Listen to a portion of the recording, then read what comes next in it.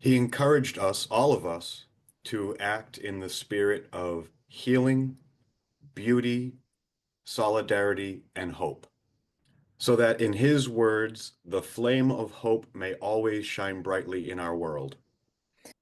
So it's with a similar spirit that we come back to week 2 of our conversation about bullying prevention. So last week we talked about some of the basic definitions of what bullying is. And this week we want to talk about the different roles that play out in a bullying situation. It's most obvious that when there is bullying, someone is a bully. There cannot be a bullying situation without someone who is aggressing and someone who is the target of aggression. But as we begin to talk about bullying prevention, it's particularly important to highlight the role of the bystander.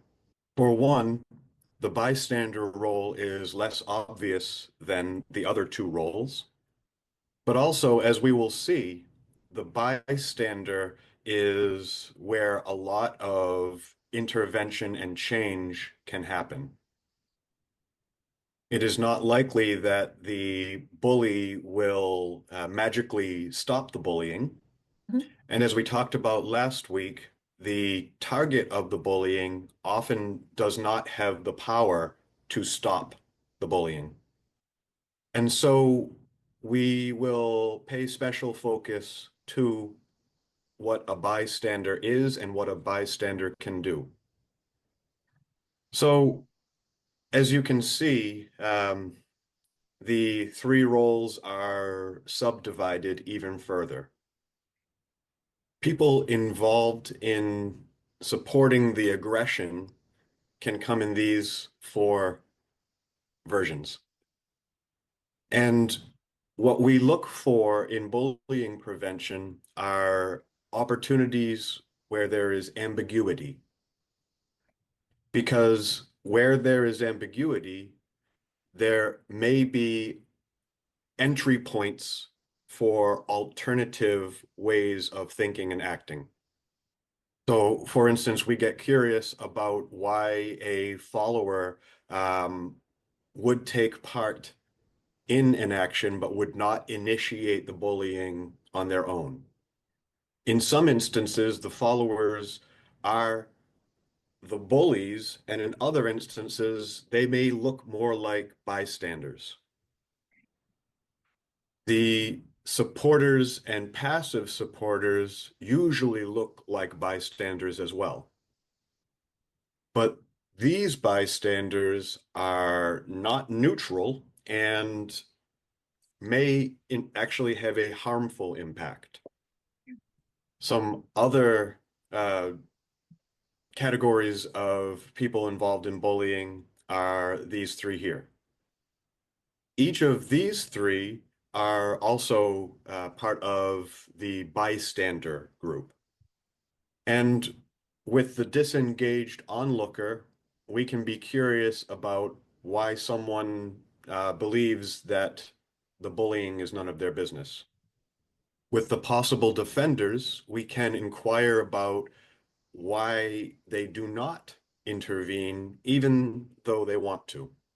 And on the furthest end of the spectrum, we find the defenders of the target. Mhm. This is the most helpful version of the bystander role. And so we pay special interest into what enables a defender to step forward. And when we work together, we can try to help some of the other types of bystanders transform into defenders.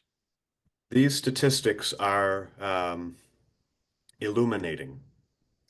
It can be hard to be the person to step forward and help, but not many people do.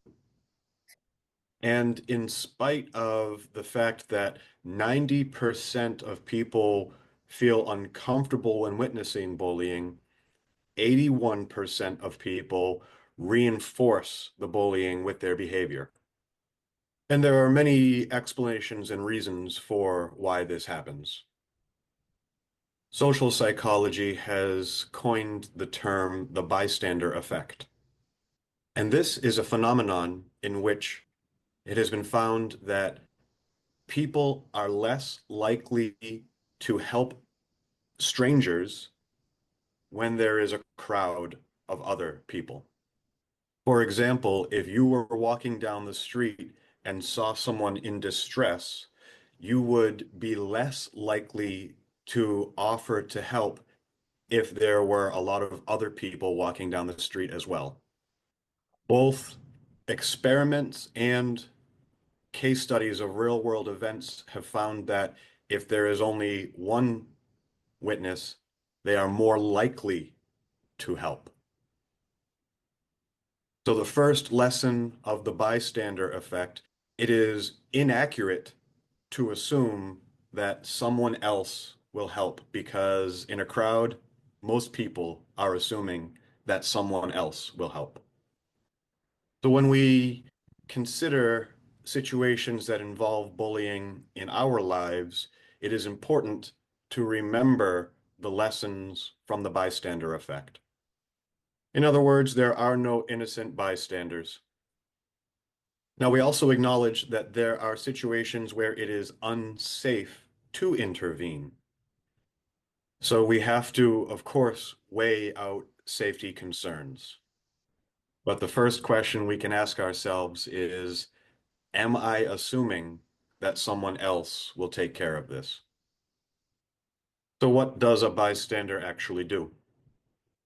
This is a different way of describing the roles that we've already discussed. And again, number four is the only role that is helpful in ending the bullying situation.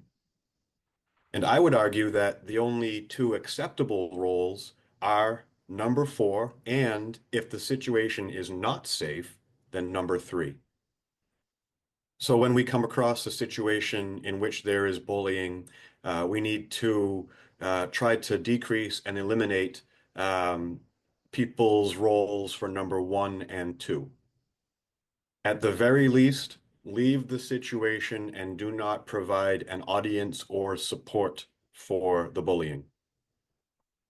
Why don't bystanders get involved? Of course, there are legitimate concerns for safety in some situations. And sometimes we can challenge the validity of the worry. For example, number three, the fear that doing something will make the situation worse. As we've discussed, doing nothing or supporting the bully is what makes it worse. And at a minimum, leaving the situation is in fact doing something. But sometimes that fear of making the situation worse comes from actually not knowing what to do. And so we seek to educate people about the possible interventions that they can make. So maybe we eliminate number four and decrease number three. Here are some of the tips that we can educate people on. Mm-hmm. And I acknowledge that the three R's may not translate to three. So in English, the first of the three R's is to recognize. And this goes back to the information we shared with you last week.